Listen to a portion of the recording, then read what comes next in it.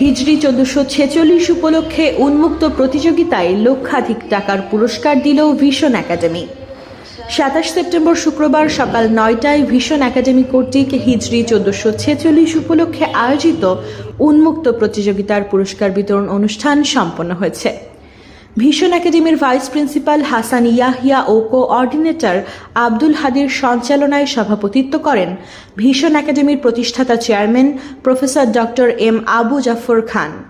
প্রধান অতিথি হিসেবে উপস্থিত ছিলেন ইসলামী বিশ্ববিদ্যালয়ের সাবেক dean professor doctor Tahir Ahmed.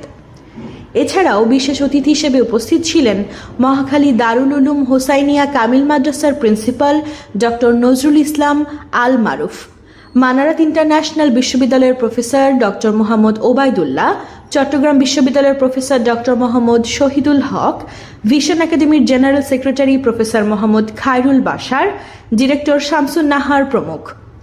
হিফজুল কুরআন 15 পারা, হিফজুল কুরআন 5 পারা, কিরাত, হামদ, নাত, আরবি বক্তব্য, ইংরেজি বক্তব্য, ইসলামিক ক্যালিগ্রাফি প্রতিযোগিতা 3 পর্বে 23 আগস্ট থেকে 6 সেপ্টেম্বর 2024 তারিখ পর্যন্ত অনুষ্ঠিত হয়েছিল।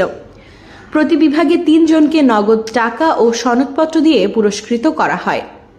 প্রথম পুরস্কার 10,000 টাকা, দ্বিতীয় পুরস্কার 5,000 টাকা এবং তৃতীয় পুরস্কার 3,000 টাকা।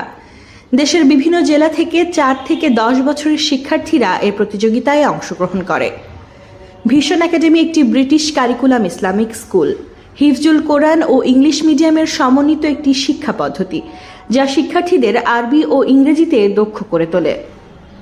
Nishat Anjum, desk report, education Times. I stand before you to talk about someone who is not just a person